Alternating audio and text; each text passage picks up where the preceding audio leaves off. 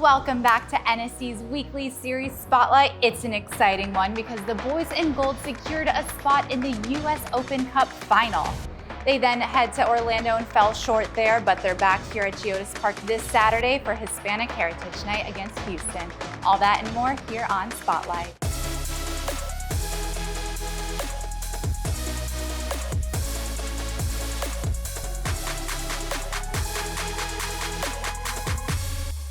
Welcome back, guys. I am so excited to talk about our first segment, Nashville SC heading to the US Open Cup final. What was your first reaction after this match? My first reaction is that it was very well deserved. Anytime you're talking about a knockout competition, you have to earn your way there. You're not going to get bailed out by the referees. You're not going to get lucky.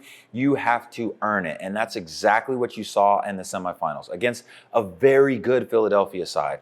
You could talk about how they were on the road, went to Vancouver, and then they're traveling this, that, and the third on the jet. But at the end of the day, there's 22 people down on the pitch, and Nashville was definitely the better side. No, we need to talk about the difficulty level of what Nashville accomplished on that night, coming off of some poor form in league play, and to beat a Philadelphia team that is currently at the top of the Supporters' Shield standings 3 times in one calendar year, to punch that ticket.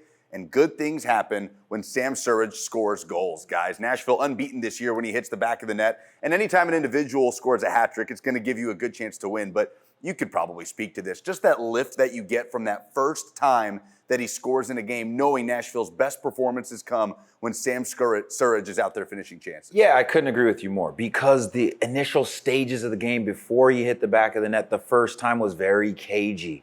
It looked like Nashville couldn't really find very many solutions to get behind or through the heart of the midfield and subsequently into that attacking third to put a lot of pressure on that back line of Philadelphia. But as soon as that deadlock was broken, I can't say there were floodgates, but definitely the tides of the momentum completely shifted in the favor of Nashville. And how about the finish on that third goal to complete the hat trick? Beautiful. The ball over the top, picture perfect, but the timing, the accuracy, the touch on the finish, the volley out of the air, doesn't get any better. I told someone that we have to call Santa Claus because the way that Sam Surridge looks on the field is like Rudolph the Red-Nosed Reindeer. He's not even on the ground.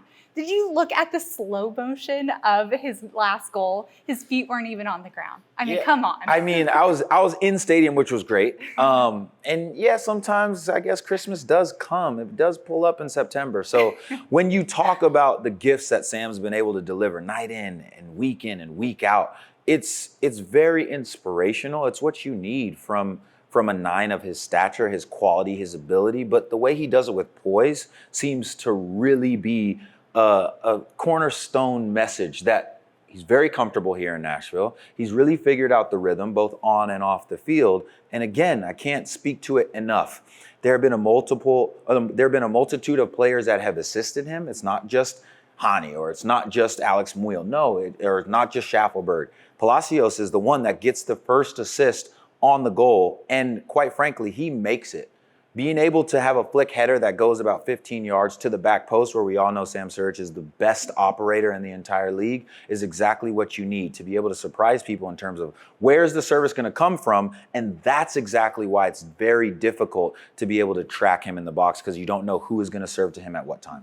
26 goals in all competitions, and the last 3 to put them in a spot to compete for the first trophy in club history. Can we talk about Coach BJ Callahan? This is his very first full season here with Nashville Soccer Club and already leading the team to compete for a trophy. What does that say about his leadership? It says a lot about his leadership. It's a bit ironic that he beats his former organization in Philadelphia to get into the finals in the semis, right? But like I said at the top, Nashville deserves to be where they are as far as the US Open Cup is concerned. BJ and the technical staff deserve all of the ways in which they have been able to positively affect this organization. They show up each and every day. They're very humble in their work, and they look to empower their players. Very, very simple, right? Of course, the ways in which they go about it is intricate. They keep a lot of things in-house, but to all of us that know Nashville very well, I don't think anybody is surprised at the recent success and potential forward-looking success that BJ and technical staff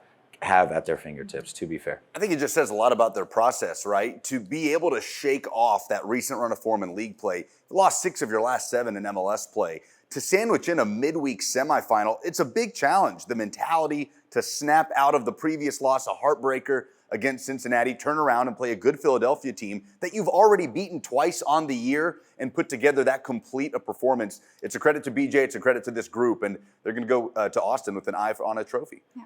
Let's take a look back at the Orlando match. NSC traveled to Orlando, suffered from the loss there. Taking a look at these stretch of matches, it hasn't exactly been the result that they wanted. As a player, Jaleel, what mindset do you have going back into regular season play and suffering from these consistent losses, which feel like they've been second half losses essentially? And how frustrating can that be? And how do you come back from that? It hurts. I'm gonna be honest. I've been there before, of course, but I've also been in late US Open Cup runs into semifinals, into finals, and you can parlay that success in a US Open Cup tournament, a CONCACAF Champions Cup tournament, and use that as confidence in league. But it can also make competing in league more difficult. And I think that's what we're seeing with Nashville, right?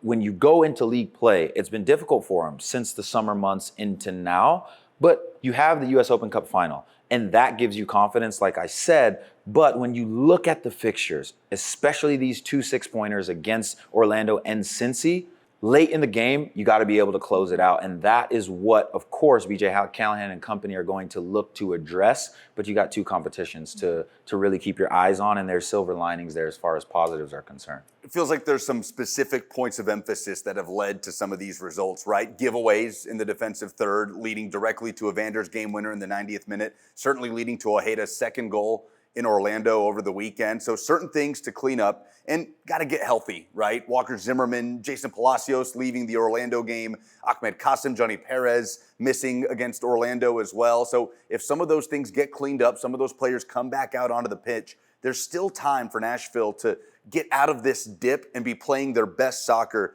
going into the playoffs. And a U.S. Open Cup final is a great opportunity for a launch pad, guys, into the most important part of the MLS regular season. Well, looking at this Saturday, the boys in gold are back here at GEODIS Park. They'll have the home field advantage playing Houston, who hasn't been here since 2022. What type of test do you think this team is going to be for the boys in gold? Well, when you talk about Nashville, you talk about Hani Mukhtar and Sam Surridge, right? When you talk about Houston Dynamo, you talk about Ezekiel Ponce and Jack McGlynn. McGlynn has been one of the faces of MLS players getting an opportunity with the U.S. men's national team this year for a spot on that World Cup roster next year. But Ponce with 10 goals, McGlynn with 6 goals, 8 assists, cutting in from that right wing spot. Nashville's going to have its hands full with this Houston attack. Another great opportunity to clean up some of the things that have let Nashville down a little bit in league play. And I just expect a high sense of urgency, Jaleel. You look at it going into this month as we're getting ready to start October, U.S. Open Cup final, a stretch to ensure that you're in the top 4, and then playoffs still to come. It's one of the biggest months in club history that we're about to see take place. For sure. All you have to do is keep yourself in the conversation late in the season. Nashville's done that, yes, but they need to correct certain things. When you look at a game against Houston, especially this new era BJ Callahan football that we all love, it's got sauce, it's got rhythm, it's got flair, but this will be a competition of who can dominate the ball best, because Houston is one of the better passing teams in the league. They look to play with a methodical style. Ben Olsen's team likes to get the ball on the ground. Artur is going to facilitate through the middle and try to release their players on the wings, and then of course look to get Ponce in on the box. That's what they try to do. Can you stop it is a bigger question. Now, when you look at what Nashville's been able to do typically at home, is they can dictate the tempo. So for me, if you're watching the game and you see Nashville dictating the tempo, that is a very good sign. Conversely, if they are not, you should be a little bit worried. How important is it for Nashville to gain momentum this Saturday in order to go into the U.S. Open Cup final for next week? Oh, it's vital. It's vital.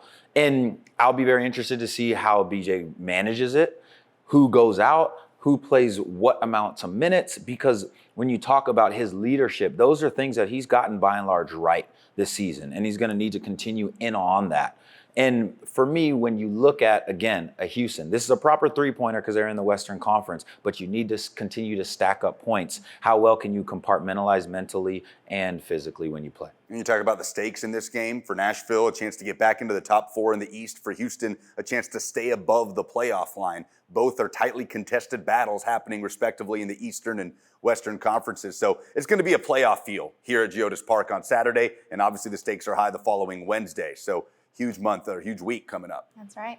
Well, that's a wrap for today's episode. Thank you both so much for joining me today. We hope to see you here at GEODIS Park. Kickoff is at 7:30 p.m. and it's Hispanic Heritage Night, so you don't want to miss all the fun. If you can't be here, you can hop on MLS Season Pass on Apple TV or listen with our friends on 104.5 The Zone. Thanks for watching Spotlight.